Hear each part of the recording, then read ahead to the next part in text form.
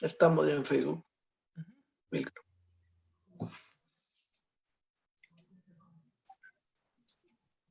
¿Qué tal? Bienvenidos. Vamos a esperar unos minutos antes de presentar el espacio de hoy día.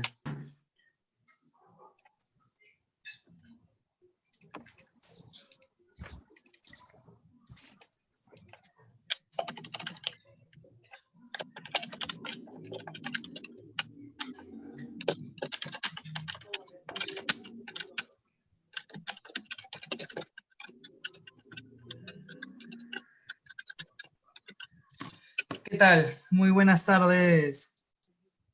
Muy buenas tardes a todos. En primer lugar, quiero darles la bienvenida a este espacio de los sábados, que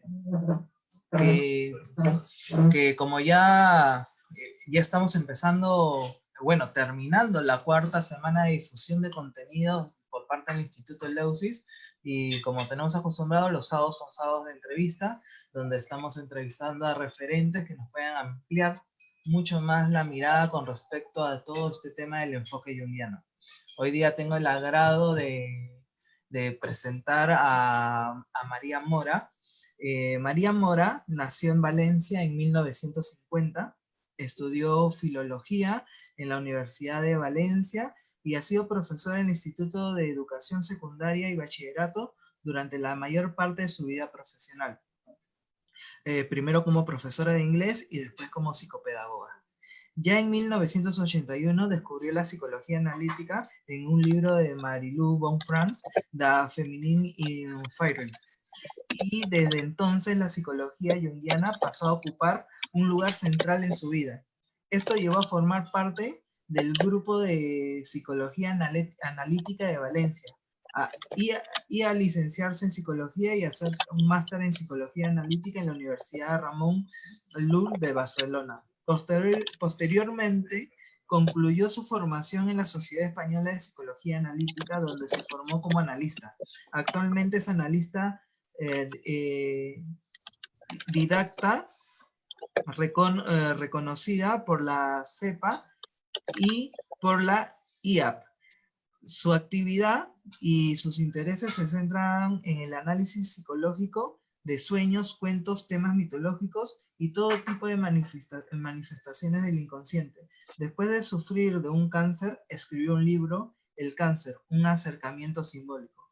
A partir de la publicación del libro, ha realizado varios seminarios y conferencias sobre el tema, por lo cual le damos la bienvenida a María Mora y a los participantes del Instituto Eleusis. Bienvenida, María. Qué gusto tenerla en este espacio. Y muy agradable para mí por estar compartiendo con vosotros este tema tan interesante. Por lo menos ha sido muy interesante para mí. Me llamó mucho la atención siempre cuando hablamos de psicología, alguna vez un profesor me dijo de que a veces es muy importante este tema de la psicología autorreferencial, de cómo nosotros empezamos a observar nuestros procesos para depositarlos dentro de los marcos que nosotros vamos aprendiendo. Y me parece muy interesante este hecho de, después de toda esta exploración con el enfoque junguiano, el haber vivido un tema tan personal como un cáncer y después posteriormente escribirlo, y sé que hoy día es lo que nos vas a compartir, me encantaría que nos puedas compartir cómo fue ese proceso de acercamiento a esta situación que te pasó, ¿no? Bueno, la verdad es que no es del todo primero el cáncer y después como dos cosas separadas. O sea, yo tuve el cáncer y durante el proceso de la quimioterapia, mi manera de acercarme a lo que estaba ocurriendo, pues tenía que ser a través de la psicología analítica, porque es ya mi manera de ver el mundo, de plantearme la vida, de todo, ¿no? Y entonces fue una búsqueda tanto a nivel personal como a través de los escritos de Jung, sobre lo poquito que había sobre el cáncer, los escritos de Marie-Louise Bonfrance. mucho a través de los sueños, a través de las imágenes interiores y un poco ir elaborando todas estas imágenes y estas intuiciones que venían, que eran muchas, y necesitaba crear un orden. Y ese orden pues eran los distintos temas que luego se convirtieron en los distintos capítulos. Pero fue una necesidad, o sea, para mí el libro este fue algo necesario para soportar y sobrevivir y comprender y entrar y todo en la enfermedad. Y entonces yo estaba pues eso, yendo a quimioterapia y a la vez escribiendo y así, o sea que fue un poco a la vez todo, ¿no? Todo el 2014, que fue todo el año que estuve con todo el tratamiento, con distintos tratamientos, todo ese año fue dedicado para mí a ir elaborando el libro que me estaba ayudando a comprender lo que me estaba pasando. Sí, María, hay algo que a mí me llama mucho la atención. James Hillman dice algo muy bonita, que el alma siempre aparece en la aflicción. Podríamos en este caso en la aflicción, en la enfermedad, en este caso en el suyo, en el cáncer. Y mirando un poco, leyendo algunas de las cositas de los apartados que publicó en el libro y algo en Fata Morgana, usted dice el cáncer, la emoción que paraliza.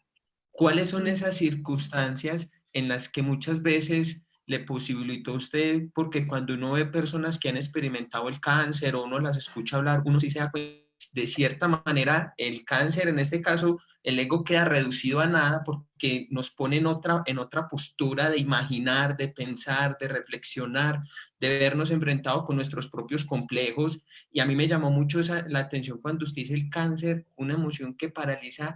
¿En qué fue eso que usted de pronto hizo un cambio abrupto que la llevó a reflexionar y a construir este trabajo simbólico tan hermoso? No, esto de ese escrito de la emoción que paraliza está más relacionado con el tema, o sea, es que no era el cáncer la emoción que paraliza, era hablar del cáncer, la emoción que paraliza. Porque el problema es hablar de esto. O sea, realmente el cáncer como enfermedad muy relacionada con la muerte, porque bueno, cada vez es menos mortal, pero históricamente está muy, muy relacionada con la muerte. Y luego también en el libro hay varios capítulos, sobre todo uno en que hablo del arquetipo que hay detrás de la enfermedad, y en el cáncer veo muy relacionado este problema de la muerte y renacimiento. Pero volviendo a lo que tú me has dicho, ¿no? Se trataba solo del tema de hablar del cáncer, es decir, cuando eso yo lo he experimentado con mucha gente que tiene cáncer y no quiere hablar de ello, lo silencia, se hace un silencio alrededor. La familia no quiere decirlo o la persona enferma no quiere que se hable. Y entonces ahí hay un problema que dices, bueno, ¿por qué? ¿Qué es lo que pasa?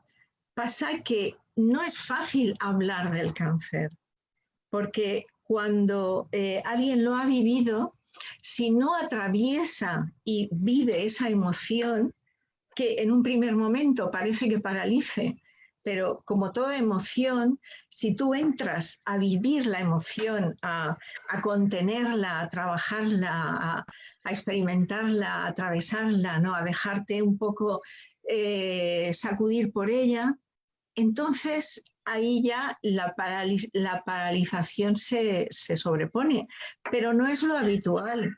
Entonces, alrededor del cáncer habitualmente hay bastante silencio porque hay una emoción fuerte ahí y esa emoción paraliza a la gente para hablar del cáncer. Entonces, yo eso lo he experimentado mucho y cuando escribí esto, este pequeño, es un pequeño escrito que salió en Fata Morgana, era porque me daba cuenta de que yo también, cada vez que iba a hacer una intervención sobre, que estuve haciendo bastantes al año siguiente, y esto sobre el cáncer, a mí también me paralizaba un poco, me costaba más que hablar de cualquier otro tema, porque es un tema en el que tienes miedo de estar como hiriendo los sentimientos de alguien a quien se le haya muerto un familiar de cáncer. Hay muchas historias ahí, hay muchas historias implicadas en las que muchas son reales, pero yo lo que veo que hay en la base de todo es que el cáncer lleva consigo el tema del cáncer, lleva consigo una emoción tan fuerte que lo inmediato es ¿sabes? ¿No? Y mucha gente no quiere saber nada. Entonces, son respuestas, la gente responde de muchas maneras muy diversas. Entonces, desde que alguien de tu familia ni siquiera te pregunte cómo estás porque no quiere tocar el tema, por ejemplo, a que haya gente que se asusta mucho y quiere venir a ver qué te pasa y tal. Quiero decir que es una emoción muy fuerte la que hay detrás, porque esta emoción tiene que ver con la vida, la muerte, el renacimiento, pero lo inmediato es la muerte. Lo del renacimiento lo ves cuando atraviesas esa emoción, pero hasta entonces tú lo que ves es el susto, ¿no? El susto. Entonces la gente se asusta realmente y eso es lo que paraliza. Entonces yo la primera vez que hice un seminario sobre esto, que encima estaba hablando del cáncer también como renacimiento, ¿no? Entonces, realmente notaba que a mí me costaba más hablar que de otros temas, ¿no? Era un tema más, de hecho es bastante tabú y mucha gente, eso lo pongo en el libro, a veces ni siquiera lo nombra, ¿no? Es que está malito, es que está enfermo, es que tal, ¿no? Por eso que en torno al cáncer hay un tabú y una emoción muy fuerte, que hace falta un poco pues sacarla y trabajarla y vivirla y sentirla y de todo, ¿no? De todo, y abrazarla. Sí, por eso me hacías acordar de algo también otra vez volviendo a Jane Hillman, que dice que uno de los procesos para poder entender ese Dios que se está manifestando ahí es cuando lo personificamos, entonces le damos el lugar que debe tener, vivirlo, dejar que nos diga lo que nos tiene que decir, acompañarlo a él en ese proceso de individuación hasta que cumpla esa función en nosotros. Hay algo que a mí me gusta mucho y retomando lo que usted estaba diciendo, es que a mí me llamó mucho la atención cuando yo leí el escrito, la emoción que paraliza, y uno dice, claro, pero también es que al otro también se le activa por allá un poco, entonces un complejo no resuelto, una emoción que tenía por ahí sin trabajar, el otro viéndose en ese cáncer y que el Dios es el que está ahí en ese momento apoderado de él, entonces el ego queda a lo más mínimo, entonces también se puede jugar como un juego de las imágenes psicológicas y de la sombra y de los complejos que tanto va uno por parte de la familia como la que tiene uno mismo de saber cómo darle lugar a esa situación o a esa misma experiencia de la enfermedad que, como usted mencionaba, y vuelvo otra vez a Hillman, que en últimas instancias cuando uno adquiere conciencia sobre eso es que uno se personifica porque da el lugar a toda la vivencia. Para usted, ¿cómo fue todo ese proceso y darle esa mirada desde el enfoque junguiano? Bueno, para mí, como cualquier otra cosa, lo que pasa es que, claro, esta experiencia tiene esa diferencia, digamos, con cualquier otra cosa, de que toca las raíces más profundas de la vida, que es la posibilidad de morirse, ¿no? O sea, del sufrimiento, de la decadencia, de todas estas cosas, ¿no? Entonces, cualquier tema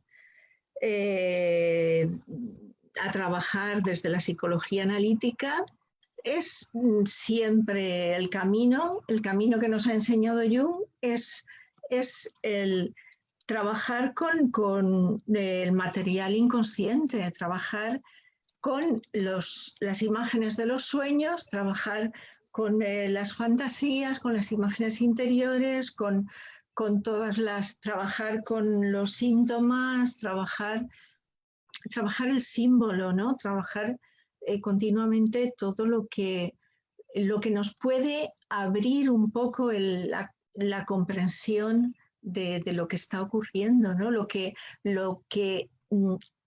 podemos considerar los mensajes del inconsciente. Los mensajes del inconsciente nos vienen todos a través de esos símbolos, ¿no? Sueños, fantasías, síntomas, todas esas imágenes interiores. Entonces, ha sido ir trabajándolos quizás más concienzudamente que cualquier otra cosa, porque posiblemente el miedo, la emoción esa es todavía mayor, ¿no? Es decir, yo imagino pues eso, ¿no? Hay quien me decía, no, yo no le tengo miedo a la muerte, o a mí me preocupa más una depresión que si me muero o no me muero. Y dices, bueno, decir una cosa así me parece algo tan superficial, porque realmente si nos tocan las bases instintivas más profundas, ahí ante la muerte todos nos espatarramos. Es que es lo más, ¿no? Es posible que haya casos luego y haya situaciones y haya otras cosas, pero como ser humano normal y corriente, eso es lo máximo. Entonces, ese miedo es tan fuerte.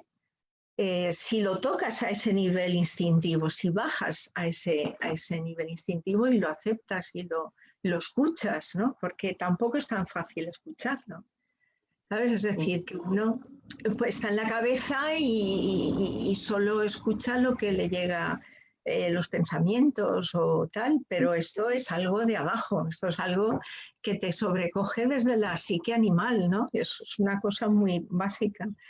Y entonces, claro, ahí el trabajo con sueños, es todo lo contrario a lo intelectual. El trabajo es, entras en ese nivel de trabajar los sueños con otro planteamiento. Ahí uno se hace pequeñita, ¿no?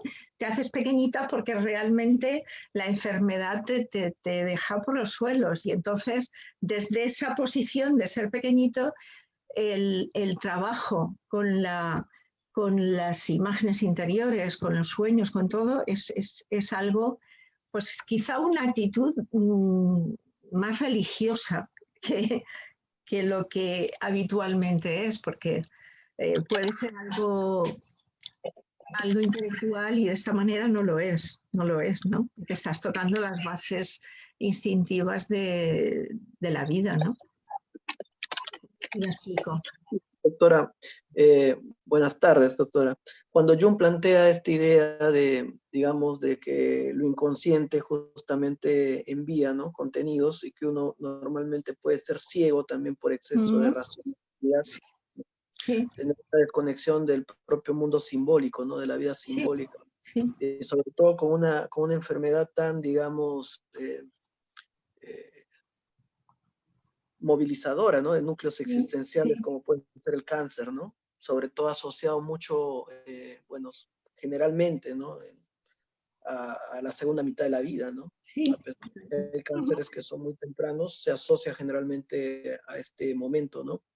Y personas que logran hacer un replanteamiento existencial, ¿no?, a partir de un giro, ¿no?, a partir de una enfermedad como el cáncer, y otras que, digamos, pasan con una actitud de como que el cáncer fuera un eco fortuito que viene de afuera y que no invita a una observación, ¿cierto? Y esto tiene que ver, creo yo, con esta idea de la importancia de la vida simbólica, ¿no?, de la invitación que hacen los hechos de la vida, incluidos los síntomas, a la autocomprensión de sí mismo, ¿no? Sí, eso ya es una actitud personal, ¿no?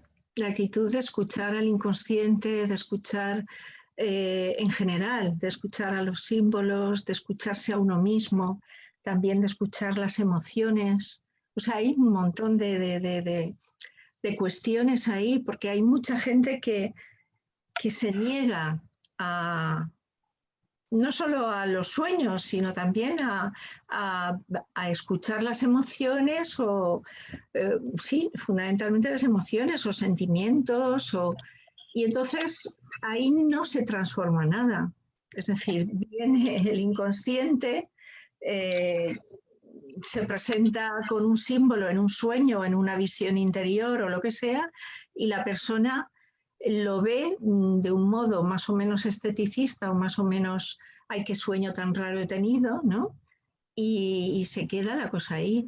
Y no, entonces yo me he encontrado con muchas personas que han sufrido un cáncer y que no han querido entrar para nada en cuestionarse absolutamente nada, o sea, pero nada. Incluso se me quedó muy presente un comentario de una excompañera que, hablando de otra, que también ella había tenido un cáncer y la otra también, me dijo, esta persona me dice que cuando va a la quimioterapia es como si fuera a comprarse un traje. Entonces, hay gente que no le interesa, no quiere entrar en la emoción, no quiere entrar en el planteamiento personal, quiere pasar por la enfermedad de un modo deslizándose y entonces dices, bueno, ¿por qué pasa esto? Es que pasa en todo, o sea, la gente tiene sueños y no le interesan los sueños y otra gente se los apunta todos los días. Entonces hay mucha gente que vive de espaldas a la vida simbólica totalmente y en una enfermedad, sea como sea, hay gente que no la conmueve, no le conmueve los cimientos de su estructura consciente. Bueno, pues es que es así. A mí Y doctora, en la relación, digamos, de ver procesos psíquicos como pueden ser, por ejemplo, la ansiedad, ¿no? O la depresión o el cáncer, como lo que llama Jung una introversión forzada, ¿no? La necesidad de ir hacia adentro, empujados por una circunstancia externa, ¿no? Y como a veces cuando uno tiene esta actitud, ¿no?, hacia la vida interior, aparecen primero situaciones externas, proyectadas, luego sueños, luego síntomas, lucha, ¿no? Como en el tipo de ciertos cánceres, ¿no? Donde, por ejemplo, como el cáncer gástrico, ¿no? Donde hay evidentemente una señal corporal, ¿no?, de ardor, de gastritis, y la gente evita muchas veces incluso confrontar un diagnóstico, hacerse una endoscopía, ¿no? Entonces la gente no es que no sepa que esto es una posibilidad, ¿no?, que la muerte es una posibilidad constante, ya lo dijo Heidegger, sino que pareciera haber una profunda, digamos, actitud de represión y de negación, ¿no?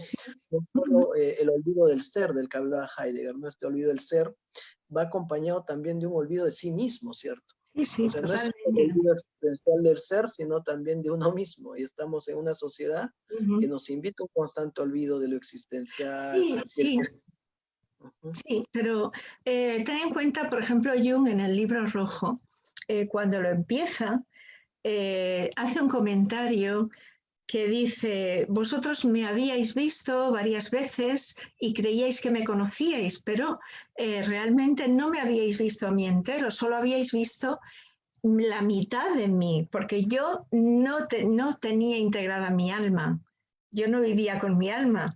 Entonces, eso está pasando continuamente a nuestro alrededor, es decir, hay mucha gente que vive solo la mitad de sí misma, vive en el consciente y su vida anímica no le interesa. Entonces es como si viviera solo la mitad de esta persona, pero es así. O sea, Sentencia, ¿no?, de ¿cómo? Jung, la famosa sentencia del Libro Rojo, ¿no? Quien tiene el mundo posee solo la mitad del mundo y quien tiene la imagen solo posee la mitad de la imagen.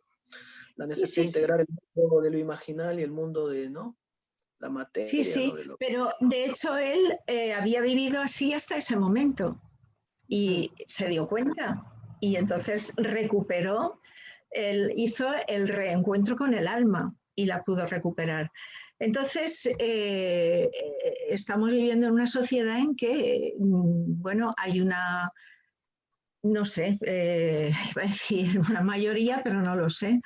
Hay mucha gente que vive de espaldas a esto, a la vida del alma, al inconsciente, incluso muchas psicologías que no les interesa tampoco el inconsciente, es todo adaptación a la vida del consciente. Incluso la postura médica, ¿no? La postura médica general o psiquiátrica es de no entrar en la realidad psíquica del paciente, sí, ¿no? Y su historia personal. Es una actitud pragmática, técnica, ¿no? Donde el síntoma es algo fortuito que viene de afuera y que no dice nada de uno mismo, ¿no? Sí, pero sí, entonces el problema es eso, ¿no? ¿Cómo, qué pasa, ¿no? Porque hay personas que sí que les mueve algo la sacudida de una enfermedad, de esa introversión forzosa, a algunas personas les mueve y a otras no les mueve. Entonces, bueno, pues esto es como ahora con el COVID, ¿no? Hemos tenido todos una introversión forzosa y muchas personas han vivido esa introversión y otras personas se han desesperado para salir de sus casas y volver a... Es que es eso, la vida nos trae, nos pone en unas situaciones a veces difíciles y se trata de cómo, qué actitud tienes tú ante lo que te trae la vida. Si te abres un poco a entender qué te está pidiendo la vida, qué te está pidiendo el inconsciente, o vas con tu ego, con tu voluntad, con tu decisión, con tus proyectos y no quieres oír nada más. Doctora, una pregunta de carácter más clínico, digamos. Siempre cuando hablamos de la individuación se suele hablar de estos procesos, ¿no? De la sombra, el ego, el ánima, ¿no? En la escuela clásica, pero nos olvidamos a veces de esto de la escuela evolutiva, ¿no? De los complejos primarios, ¿no? Que bueno, todo junguiano sabe que hay que comenzar por ahí, ¿no? Antes de hablar de individuación hay que comenzar con el complejo materno, el paterno. Pero digamos, ¿qué ocurre con los complejos maternos y paternos muy cargados afectivamente al momento de un cáncer? ¿Cuál es la relación? ¿Cómo influye una pregunta muy compleja? Sí, porque además muy general, excesivamente general, ¿no? Para mí, y porque se trata de cada persona en el momento del cáncer, cómo cómo afronta cada persona y en qué momento está de su individuación. Entonces, es una pregunta que no te puedo... Pero digamos que obviamente va a movilizar los núcleos no resueltos, por ejemplo, en función a lo materno, ¿no? Una mayor intensidad afectiva, una mayor situación de vulnerabilidad. O hay gente que asume posturas heroicas, ¿no? De represión frente a su propio proceso. Como dices, van al cáncer como si estarían yendo a comprar algo al supermercado y no ponen en juego la emoción, ¿no? Sí, es así. Es como si hubiera, por eso digo que es como, es la actitud de aceptación o de receptividad, ¿no? De lo que está pasando, ¿no? Hasta qué punto puedes estar receptivo, ¿no? A lo que está ocurriendo. Entonces, hay quien no quiere recibir nada porque no le interesa. Entonces, eso también es una postura humana, pues la más respetable, porque posiblemente esta persona, pues a lo mejor no pueda afrontar eso. Entonces, si no lo puede afrontar, quiero decir que lo único que podemos saber es a nivel personal o a nivel de personas en análisis o a nivel de lo que van sacando los sueños, hasta qué punto una persona en un momento determinado puede afrontar una situación así o no. Pero eso es uno a uno y de un modo personal. Pero de todas maneras la defensividad, digamos, tampoco es una solución a la carga psíquica que hay. No, por supuesto que no, pero nadie sabe esta persona hasta qué punto necesita seguir así o no. Es decir, esto ya es un tema aparte. Solo que hay personas que no pueden entrar a trabajar este problema de la vulnerabilidad o la aniquilación del yo, ¿no? De decir, bueno, aquí una enfermedad es también como la derrota del yo, porque el yo no puede hacer, ya deja de ser un héroe, se hunde, ¿no? Entonces, aceptar la derrota del yo no es tan fácil, es de lo más difícil que hay en esta sociedad que tenemos, ¿no? Sí, en otras quizás sea más fácil.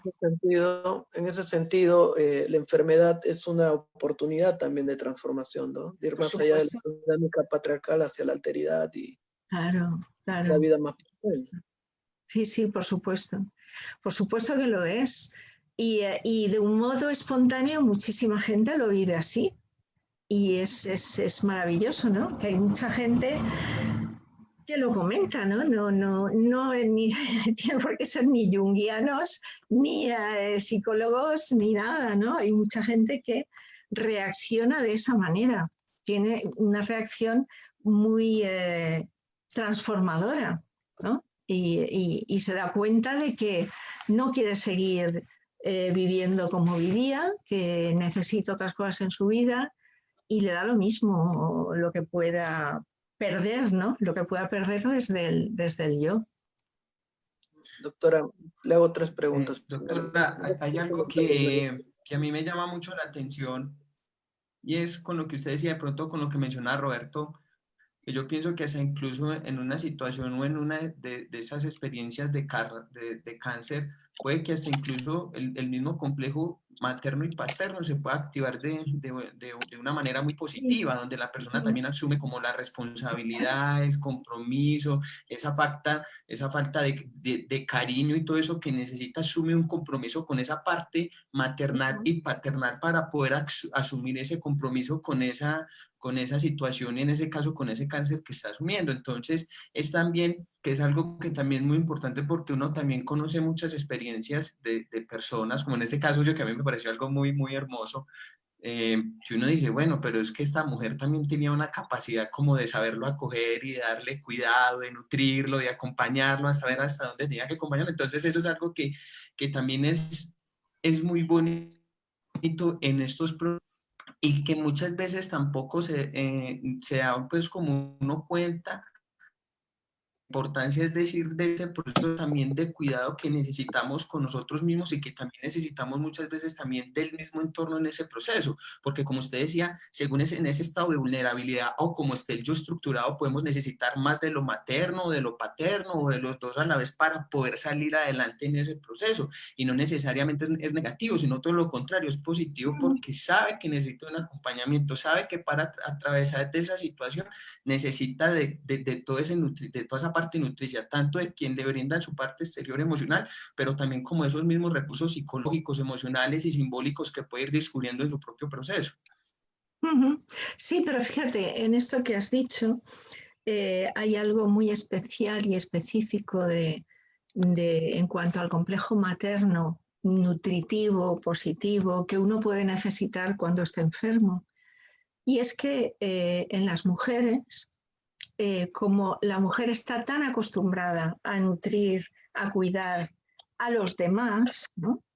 Entonces, a veces en un cáncer, y supongo que en otras enfermedades también, le cuesta mucho ser su propia cuidadora, nutrirse a sí misma, dejar de pensar tanto en los demás para pensar en ella, pero muchas veces sí que ocurre.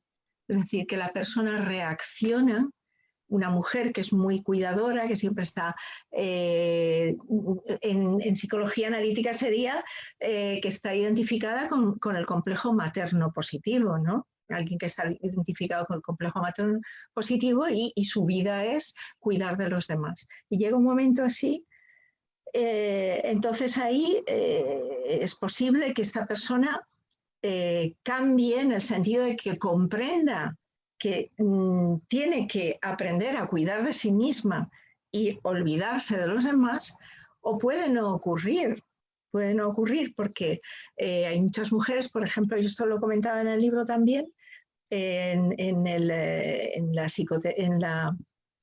las terapias estas oncológicas, mujeres que están esperando que les acaben de poner la quimioterapia para irse a casa, que tienen que hacer la comida o la cena, porque tal y cual, ¿no? Entonces, hay cosas terribles, ¿no? O sea, es decir, que es como siempre, ¿no? Hasta qué punto la persona puede, esta sacudida que es el cáncer o otra enfermedad pues mortal o casi, ¿no? Hasta qué punto realmente permite o la persona está preparada en ese momento para abrirse a esa transformación, a ese cambio que le haga superar un complejo que la tiene atrapada, que puede ser el complejo materno, una mujer que solo sabe ser madre o que solo sabe ser esposa, ¿no? O superar eso y pasar. Sí, sí. Dime. Me parece sumamente profundo e interesante lo que está diciendo, muy potente, ¿no? Pienso cuando hablaba hace un momento, quería hacerle unas referencias, ¿no? La primera tiene que ver con esto de Parsifal, ¿no? En la búsqueda del Grial. Como cuando a veces uno no dice, no expresa algo, pueden pasar 20 años para volver a encontrar el castillo, ¿no? Exacto. Y Sí. entonces, cuando uno aprovecha esto como la enfermedad, como una oportunidad, ¿no? De transformación, de autoconocimiento, de cambio, muchas veces, bueno, no vuelve a ocurrir en la vida esto, o uno vuelve a enfermarse, ¿no? Reitera el síntoma, ¿no? No podemos afirmar esa relación causal, digamos, entre enfermedad psíquica y física, ¿no? Problemas psíquicos y física, pero bueno, hay conexiones, ¿no? Indudables entre a nivel psíquico, ¿no? Entonces, otro concepto es esta idea de Dionisio, ¿no? Nació 2 veces, ¿no? Como, y Jung cuando decía que uno nace 2 veces, ¿no? Nace a la vida y nace a sí mismo. Sí. Como la enfermedad es una puerta de acceso dolorosa, como el propio nacimiento, a un nacimiento más profundo, ¿no? De la existencia, de la conciencia, ¿no? Y también yo veo muchas veces que en la enfermedad y en los problemas se revela una postura ante la vida, ¿no? Que muchas veces hay mucha gente que asume una postura, digamos, nihilista, ¿no? Donde te da por vencida ante una enfermedad y dice, mejor me muero de una vez y me libro de todos los problemas que no sé cómo afrontar, ¿no? Y entonces la enfermedad es vista por algunos inconscientemente como una salida, ¿no? A las dificultades de la vida que no están pudiendo enfrentar también. Y entonces, en ese sentido, lo que dice de la oportunidad de transformación, la difícil tarea de liberarse de la madre y del padre, ¿no? De estos mandatos sociales, de estos roles, ¿no? Del cuidado de los hijos, del apego, ¿no? Lo edípico y todo esto que implica para una existencia mucho más enfocada en sí mismo, ¿no? Me parece fundamental. Sí, esto que has comentado antes de el que se escuda en la enfermedad, yo creo que todo, tanto el cínico, el que no entra, yo creo que todo se reduce siempre al tema este de la emoción, o sea, es decir, de poder vivir esa emoción o ese pánico o ese miedo que produce la muerte real, ¿no? Entonces, a veces cuando uno pierde el miedo a la muerte, porque afrontas el miedo a la muerte y de alguna manera algo se transforma, pero lo tienes que afrontar. Entonces, si afrontas esto, es como superando ese miedo a la muerte, superar también el miedo a la vida, porque el miedo a la vida es tan fuerte como el miedo a la muerte. Es decir, son dos miedos que arrastramos ahí todo el tiempo. Entonces, están unidos porque es su mismo arquetipo, la muerte y renacimiento, es lo mismo. Entonces, ahí en ese trabajo con la muerte, si se consigue aceptar, integrar, vivir, sentir, aceptar, también el miedo a la vida se libera y entonces no pasa esto que tú decías, ¿no? De la enfermedad como una tapadera para no afrontar mis problemas con la vida, ¿no? O sea, si tú vives, afrontas esa emoción de la muerte, eres capaz de afrontar también el miedo a la vida. Y eso es de las mejores cosas de la enfermedad. Doctora, qué diferente sería cuando un profesional de salud, ¿no? Se acercara efectivamente a un paciente a mostrarle que la enfermedad no solamente es un riesgo de muerte, sino una oportunidad, ¿no? De crecimiento, de transformación, y desde ese soporte que puede brindar la relación terapéutica, ¿no? Y qué trabajo hay que hacer todavía para incluir dentro del sistema de salud la importancia de la psicología, ¿no? De la psicoterapia, del cuidado, ¿no? Sí, sí, bueno, ya está, bueno, aquí en España está iniciándose, no sé cómo está por allí, pero realmente es básico. Y de todos modos aquí hay asociaciones que digamos que son un poco lo que no hace el sistema todavía de salud, el sistema sanitario. Lo hacen algunas asociaciones. Yo, por ejemplo, colaboro con una asociación que trabaja con enfermos de cáncer desde el punto de vista psicológico. Y entonces estas asociaciones están ahí cubriendo ese hueco y bueno, pues van siendo subvencionadas, van viviendo a trancas y barrancas, ¿no? Pero van viviendo como pueden.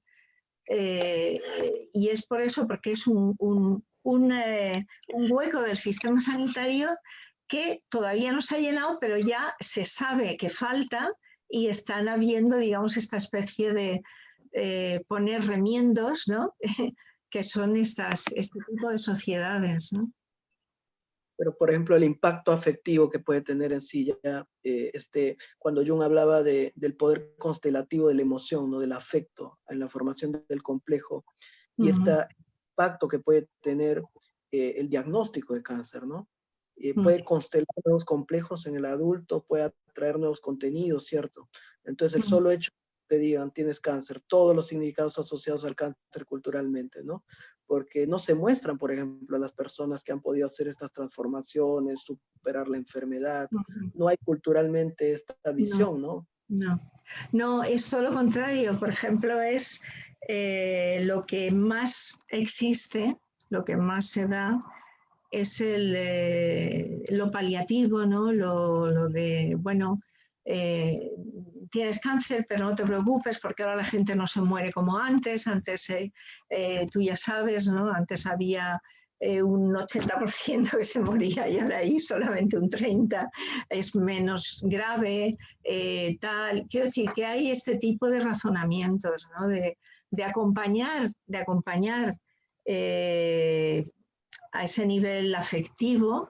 Eso está bastante claro. Hay mucha gente que sabe que la otra persona necesita un afecto y el intentar pues quitarle importancia a la cosa, pero el hablar de esto como algo transformador, como algo de a partir de aquí a ver qué sale, ¿no? A ver que tu vida como encuentra otros caminos, descubres otras cosas, eso no, por supuesto, eso no se Que depende mucho de la actitud de la persona, ¿no? Frente a la enfermedad, sobre todo. No es una norma general que el cáncer transforme, ¿no? No lo es ni el cáncer ni nada, ni ninguna enfermedad. No es norma, pero sí que es el momento, ¿sabes? Quiero decir que yo eso sí que lo veo. O sea, que una enfermedad, el cáncer o cualquier otra, una enfermedad que te trastoque los cimientos más profundos de tu psique, es el momento de poder realizar una transformación. Eso sí que me parece que se puede decir. Ahora, puede darse ese momento y bueno, pues la persona depende. La persona lo puede vivir, lo puede sentir, o sea, eso ya queda fuera de por qué unos y otros no, porque eso yo ya creo que ahí no podemos entrar, por desgracia, alguna vez lo sabremos. Doctora, y el simbolismo del cangrejo, digamos, incluso Jung cita un caso de una paciente en el tomo 7, me parece, ¿no? Con cáncer. Yo lo cito ahí, sí, en el libro, sí. ¿Cómo lo podemos entender de esto que viene lo profundo, no? Sí, porque Jung habla del cáncer como que es el sistema nervioso simpático, entonces es ese sistema nervioso autónomo del que nos olvidamos, ¿no? Él habla del cangrejo y del saurio, ¿no? Y entonces habla de el cangrejo como ese sistema nervioso simpático que está ahí y no se le hace caso, no se le escucha y vivimos únicamente pues con el sistema nervioso central, en la cabeza, y el olvido de eso es lo que puede producir una enfermedad, por supuesto. Esta otra. Este elemento que sale, digamos, en esta carta del tarot, que la debe conocer de Rider, ¿no? Donde está al lado el lobo, que representa lo instintivo, ¿no? No más lo freudiano. El perro, que es lo instintivo, pero más condicionado, cultural, ¿no? Y sale una langosta, ¿no? De lo profundo del mar, ¿no? Como el mismo símbolo de estos elementos profundos del inconsciente colectivo. Entonces, ¿cuál sería la relación entre el contenido inconsciente personal y el colectivo en el cáncer? ¿Qué piensas de eso? O sea, ¿cómo sí, yo creo que esto es, en un primer momento, la aparición es algo del inconsciente colectivo. Si es, por ejemplo, en este sueño que cita Jung, es que es un cangrejo gigante también. Esto es el inconsciente colectivo, porque no es algo que pertenezca a la vida del paciente. Pero como todo contenido del inconsciente colectivo, yo puedo acercarme a ese contenido y ver qué parte de ese contenido del inconsciente colectivo está activa en mí y puedo vivirla de un modo susceptible de ser integrada o susceptible de ser personal. Es como si la enfermedad ya sería anticipada por el inconsciente de alguna manera, o sea que el inconsciente colectivo advirtiera de esto, tuviera una función progresiva, digamos. Es que esto pasa, esto ocurre. Y es como todo. Puede haber, puede uno tener estos sueños o puede no tenerlos, pero realmente ocurre. Que el inconsciente es como que está en el saber total, ¿no? Entonces, bueno, pues realmente si aparece el cáncer en un sueño, ¿no? El cangrejo gigante o un cáncer, ¿no? Como la enfermedad en sí, ¿no? Yo creo que siempre es como todo, hay que prevenirse, ¿no? Hay que decir, ¿dónde está eso en mí? Como en cualquier otro símbolo, ¿no? ¿Dónde está esto en mí? Y voy a hacer todo lo posible para que no me pille desprevenido, para reaccionar. Pero muchas veces pues esto no ocurre. Sí, siempre, ¿no? Sí. Sí, doctora, me estaba acordando de una autora de sueños que se llama Patricia Garfield, no sé si la has escuchado mencionar, y ella menciona que muchas veces, digamos, que hay sueños pues como de precognición, es decir, sueños anticipatorios que ya nos están empezando a hablar como de situaciones sintomáticas en el cuerpo, ya nos están empezando como a alentar, hey, pilas, te está pasando esto. Y yo sé que, por ejemplo, que hay gente dentro de un trabajo analítico, terapéutico, pues en este caso el de la mirada junguiana, hay veces logran anticipar eso y darse cuenta, y hay quienes tampoco se dan cuenta, pero que de todas maneras es algo que, como usted está mencionando, puede que nos demos cuenta, puede que no, depende también como de la intuición y la capacidad receptiva psíquica que tenga cada persona frente a estas experiencias que se le vienen, pero que los sueños también en ese trabajo de trabajar cualquier enfermedad física, cualquiera puede ser, hasta incluso a nivel psicológico también, pero que ya los mismos sueños nos anticipan. Sí, pero por ejemplo, si a mí me viene una persona con un sueño en el que dice, he soñado que tenía un cáncer de tal, ¿no? Bueno, pues ese sueño hay que tomárselo en serio, pero no en serio en cuanto que el cáncer sea algo concreto y real. El cáncer es simbólico, pero el cáncer simbólico está ahí. Entonces hay un cáncer en tu alma, por decirlo de alguna manera, ¿no? Es algo que te puede corroer interiormente, que te puede invadir, ¿no? Que puede hacer una metástasis invasiva en toda tu alma, por decirlo de algún modo, en toda la psique. Entonces, lo que sabemos de ese cáncer es que es algo que tenemos que intentar comprender, intentar localizar, intentar trabajar con ello, intentar hacer, pues eso, un trabajo de diferenciación, ¿no? Sí, sobre todo lo más importante es comprender dónde está ese cáncer en mí, ¿no? Es decir, yo sueño que tengo un cáncer en la garganta o donde sea. ¿Dónde está ese cáncer en mí simbólicamente? ¿No? Y eso es lo primero. Ya no podemos hacer nada más. Está la esperanza de que ese sueño ya me esté advirtiendo de que ahí hay un problema y que, bueno, pues con el tiempo esto sea o no sea un cáncer, eso ya no lo sabemos, pero que el problema es arduo y hay que trabajarlo, eso está claro que sí, porque no es cualquier cosa. Entonces, algo... ¿Sí? ¿Conoce usted los trabajos de una psiquiatra chilena que se llama Adriana Snake, gestáltica, con el cuerpo y todo esto? Por ejemplo, ella plantea un trabajo desde la Gestalt, de hacer un diálogo, ¿no? con el órgano afectado, y ir recuperando la proyección. Y, por ejemplo, ella atribuye, ¿no? Por ejemplo, al órgano del útero, ¿no? La capacidad de sostener, de acoger, ¿no? De nutrir, ¿no? O al órgano, por ejemplo, digamos, al pene, ¿no? La capacidad, la potencia, ¿no? Y entonces empieza a dialogar con el órgano y ver qué tiene en común y qué es diferente, qué aspectos del órgano rechaza, ¿no? Y entonces ella aborda así el tema, ¿no? Digamos, y la célula cancerosa la asocia mucho también este aspecto como indiferenciado, ¿no? Indiferenciado la célula, este aspecto devorador, ¿no? Que quiere abarcar, ¿no? Abarcar, ¿no?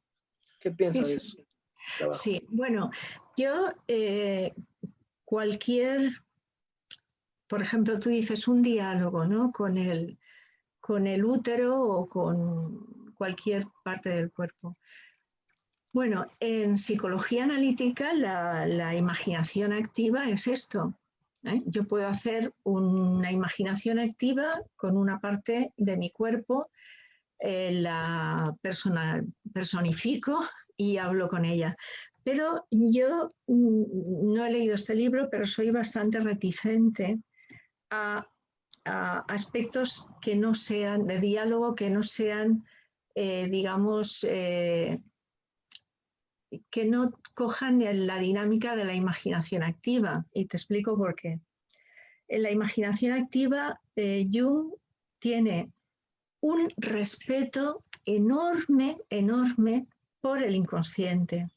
Y entonces, en el diálogo con el inconsciente, tú tienes que, de alguna manera, haber aceptado totalmente al otro, ¿no? Es decir, yo hago un diálogo de imaginación activa y mi yo se queda aquí y el otro me va a decir lo que me diga y yo lo tendré que aceptar porque esto es la imaginación activa. Pero hay otras tendencias, por ejemplo, en el cáncer se trabaja mucho la técnica de la visualización y entonces se visualiza que las células hacen esto, hacen lo otro, o las defensas hacen esto, hacen lo otro. Pero es como si se les da un guión y tienen que hacer esto. Es decir, yo visualizo, estoy manipulando el inconsciente o manipulando la realidad psíquica. Porque entonces, desde la imaginación activa, ese respeto tan profundo por qué es lo que me va a decir el otro, ¿no? Que es la base, en realidad, luego de la democracia. Pero, en fin, ese respeto de decir, bueno, yo le digo esto a mi útero, a ver qué me dice, pero yo, en la imaginación activa, yo en ese momento que hago la pregunta, me callo totalmente, callo mi mente y intento escuchar realmente lo que me está diciendo el útero, que a lo mejor no me gusta nada lo que me dice, pero me lo tengo que tragar. Entonces, como... ¿Sabes lo que es ponerse al servicio del alma, ¿no? No afianzar el yo. Sino... Exacto. Entonces, por eso te digo que yo no he leído el libro que dices, pero la imaginación activa me parece que es la única manera, por la actitud que exige del que hace ese diálogo, porque el consciente tiene que en ese momento reconocer que solo es una parte del diálogo. Y entonces yo no me puedo inventar lo que me contesta el útero. Yo no puedo manipular lo que me contesta el útero. Y eso es una cosa muy clara en la psicología analítica. En otras psicologías yo no sé si esto está tan claro, porque el respeto por el inconsciente no aparece así en otras psicologías. Por eso te digo que yo dudo un poco de que sea. En psicología analítica sí, tú puedes trabajar con imaginación activa, con cualquier figura del inconsciente en la que haya un núcleo de emoción, un núcleo emocional, ¿no? Y eso es la materia prima. Y ese es el riesgo que decía Jung de trabajar con los símbolos, es manipularlos, ¿no? Falsearlos desde el yo, ¿no? Claro, claro, por eso que eso es lo que no hay que intentar evitarlo, escuchar al símbolo, no manipularlo. Por eso que ahí en estas cosas son y mucha gente en el cáncer pues sí que intenta hacer eso. Por ejemplo, hace poco pues sí que una persona me decía, bueno, pues yo me he imaginado así y he imaginado así mi sanación. Y dices, bueno, vale, pero es una imaginación, pero la sanación tendrá algo que decir, ¿no? Igual ella se imagina o ella se expresa de otra manera. Y eso es lo que importa, ¿no? Un poco silenciar eso en el consciente y escuchar al inconsciente. Sí, eso es algo que, por ejemplo, que me llama mucho la atención lo que estás diciendo, María, que se trabaja, por ejemplo, en psicología arquetipal, desde la teoría de Hillman, pues en este trabajo que realmente se hace es un acompañamiento muy fenomenológico. Como dice López Pedraza, hay que psiquear la imagen y dejar que la imagen nos psiquee a nosotros también, que nos diga lo que tienes que decir, que nos invade y que se exprese, pero y que ir mirando cómo vamos acompañando también la emoción y la imagen que van surgiendo a medida que se va haciendo ese trabajo. Exacto, exacto. Sí. No sé si estamos de acuerdo del todo, pero yo lo que dices lo veo.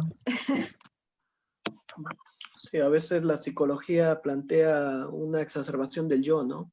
Que es justamente parte del problema que ya Freud anunció, ¿no? Esta función que tiene el yo muchas veces, en vez de comunicar, integrar, de reprimir, de falsear, manipular, ¿no? Los propios contenidos, ¿no? Emocionales o inconscientes.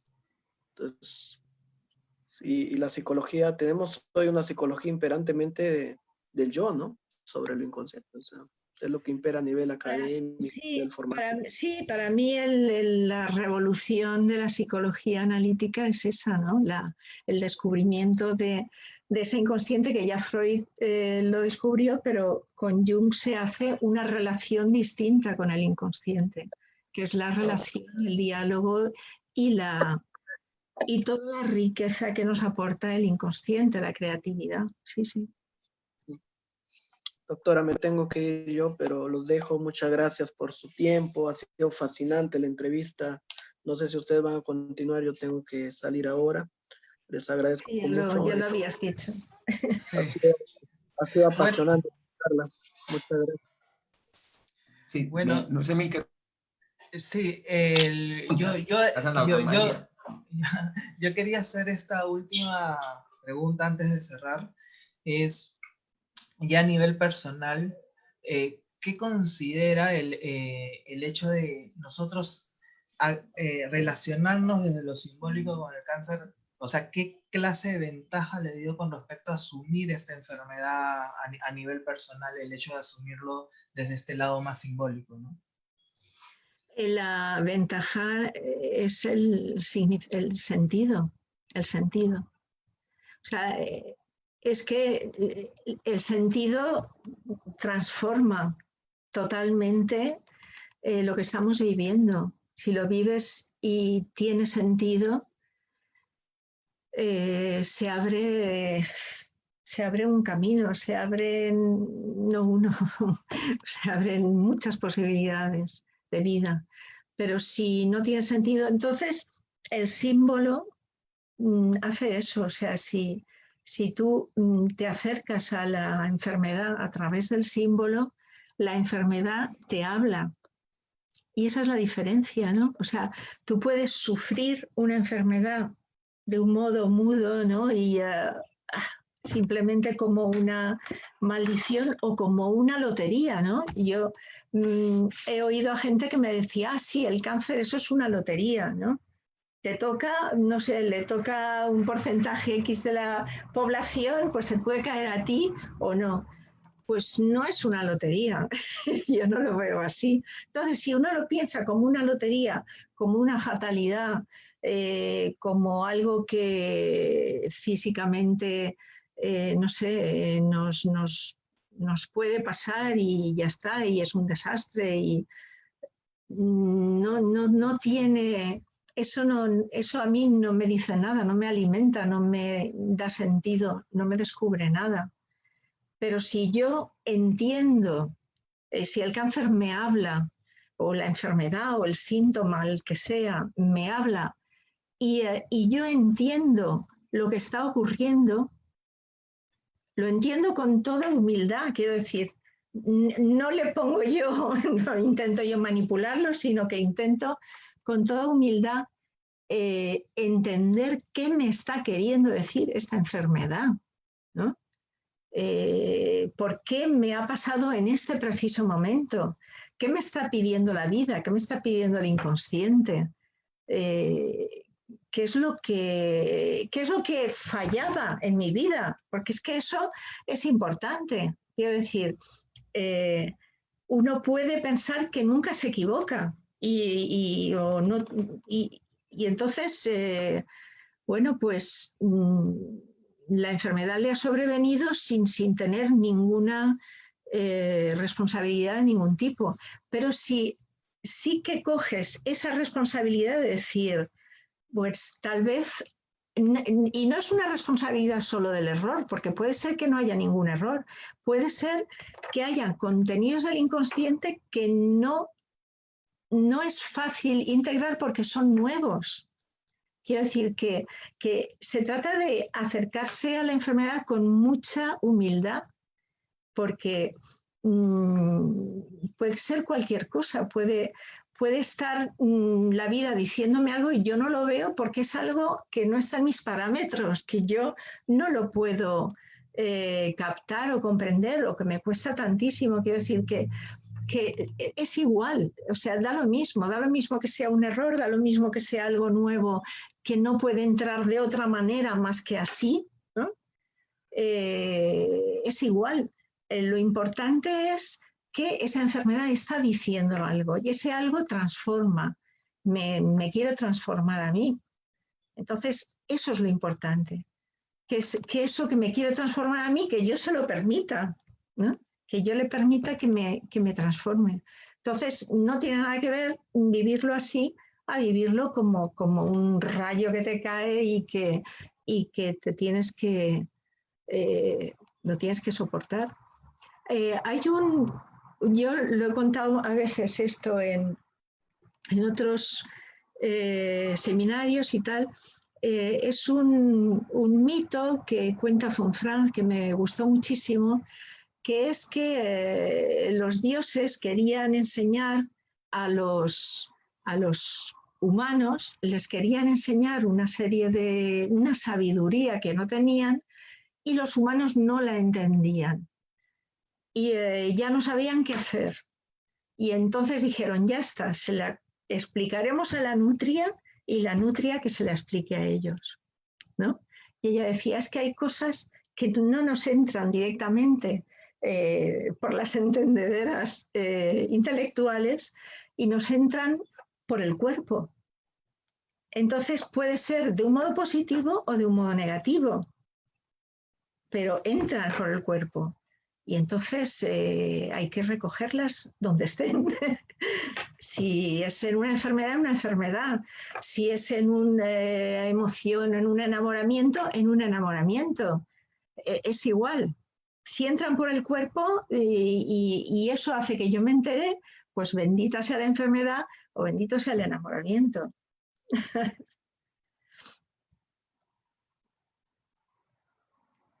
Tu volumen está apagado, John. No, exacto, yo que tenía el volumen cerrado, María, para poder escucharte. Me hiciste acordar de Hillman, que Perdona, pero ¿se ha oído lo que he dicho? Sí, no, sino que era el micro mío el que estaba cerrado. Ah, ya. Sí. Dime. Que me hiciste acordar mucho de Gilman María cuando él decía, no, cuando el Dios venga y esté sobre ti y se manifieste en ti, hay que aceptarlo con todo lo que venga, Como errores, como venga.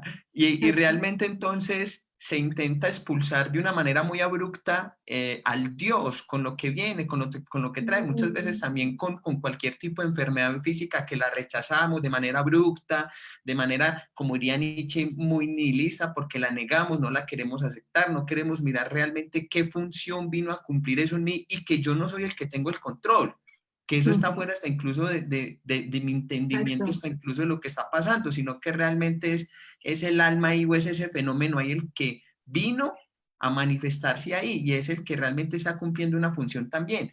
Y que es algo que yo le quería preguntar, por ejemplo, a Doug Guggenbull-Cray, otro psicólogo arquetipal, muchas veces las mismas enfermedades, en este caso el cáncer, la que pase pues tanto a nivel físico, muchas veces también nos lleva como a darnos cuenta o a que se active ese arquetipo del inválido, de darnos cuenta que estábamos haciendo demasiadas cosas y que la psique también nos dicen, hey, tenés que parar, estos son tus límites, esto es lo que puedes hacer y también está en tu derecho de decir, no puedo, no soy capaz. ¿Qué piensa usted?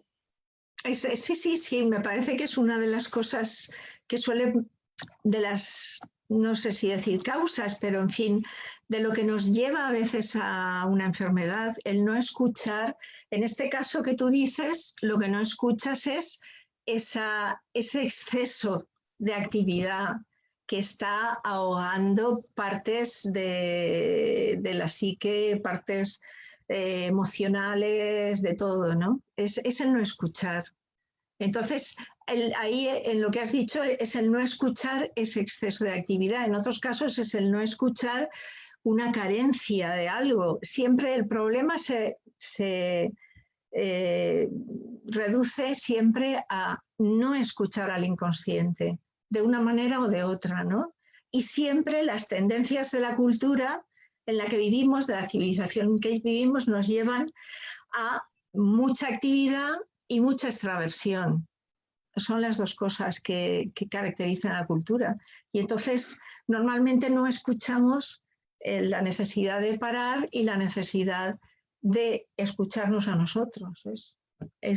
Suele ser así.